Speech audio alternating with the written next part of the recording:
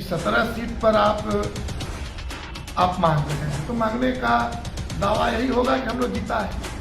तो जीते हैं उस समय वो परिस्थितियां अब नहीं है। राष्ट्रीय जनता दल भी सभी जगह पर उनके लोग थे, वो सेकेंड रहे, उनकी भी वो परिस्थिति नहीं है। उनके बीच से भी जीतनराम मांझी जी, मुकेश सहनी जी, उपेंद्र कुशवाहा जी अलग हो गए हैं। नमस्कार, देख रहे हैं आप सिटी पोस्ट लाइव और मैं हूं आपके साथ पूजा शर्मा। बिहार में सीट बंटवारे को लेकर घमासान मचा हुआ है। बता दें आपको कि जेडीयू की ओर से लगातार यह दावा किया जा रहा है कि आगामी लोकसभा चुनाव में 17 सीटों पर चुनाव लड़ने की तैयारी की जा रही है। अब इस पर वाम दलों ने आपत्ति जताई है। भाकपा माले विधायक रामबली सिंह यादव की प्रतिक्रिया सामने आई है। साफ तौर पर कहते हुए नजर आ रहे हैं कि पहले की बात कुछ और थी। जब जेडीयू 17 सीटों पर जीती थी तो उस समय वो एनडीए के साथ थी, लेकिन अब हम लोग महागठबंधन सरकार में है तो जेडीयू को यह जिद छोड़नी होगी और मिल बैठकर बातचीत करनी होगी। इसी के साथ क्या कुछ कहते हुए नजर आ रहे हैं भाकपा माले के विधायक रामबली सिंह यादव, पहले आपको हम वो सुनवाते हैं। ये तो बिल्कुल इसीलिए तो मैं बात कर रहा हूँ कि 17 सीट पर आप मांग रहे हैं, तो मांगने का दावा यही होगा कि हम लोग जीता है। तो जीते हैं उस समय वो परिस्थितियां अब नहीं है। राष्ट्रीय जनता दल भी सभी जगह पर उनके जो लोग थे वो सेकेंड रहे हैं, तो उनकी भी वो परिस्थिति नहीं है। क्योंकि उनके बीच से भी जीतनराम मांझी जी, मुकेश सहनी जी, उपेंद्र कुशवाहा जी अलग हो गए हैं। और इसलिए बिल्कुल नए सिरे से 2019 को बाईपास करते हुए बिल्कुल नए सिरे से बैठ करके ये सारे मामलों को हल कर लेना चाहिए और जल्दी करना चाहिए। क्योंकि हम कम्युनिस्ट पार्टी जैसे लोग आम जनता से चंदा पर आधारित होकर के हम चुनाव में हिस्सा लेते हैं। तो समय रहते अगर सीट के बंटवारा हो जाएगी तो बेहतर तैयारी होगी और शानदार जीत की गारंटी की जाएगी। इसलिए समय से हो जाए और पुरानी बातों को छोड़ करके नए सिरे से बातें हो, यही मुझे करना है। क्या कहेंगे? बिल्कुल दावों का दौर अभी चल रहा है।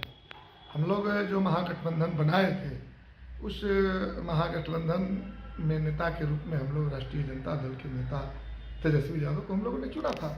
बाद में एनडीए से जदयू इसमें आकर के शामिल हुआ। तो सारे लोगों को अपनी मांग रखने का अधिकार है और लोग अपने अपने दावा और दावों पर व्याख्या लोग कर रहे हैं। तो जदयू ने 17 सीट पर दावा किया है तो हम समझते हैं कि उनका सीटिंग सीट का मामला होगा कि भाई इतने सीट पर हम जीते हुए हैं।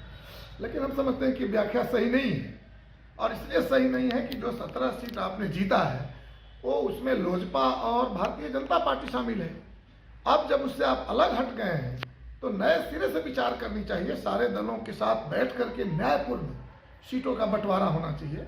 जैसे भाकपा माले 9 जिलों से विधायक है और पूरे बिहार के 40 सीट पर जिताने का एक बड़ा फैक्टर के रूप में वो सामने आया है। आपने देखा 2020 के विधानसभा चुनाव में भी तो हम लोगों ने बहुत कम करके 5 सीटों पर अपने दावा प्रस्तुत किया है कि 9 नहीं 40 में 5 सीट भाकपा माले को दे दीजिए और ये भाकपा माले 5 के 5 सीट जीतने की पूरी गारंटी करेगी तमाम सहयोगी दलों के सहयोग से।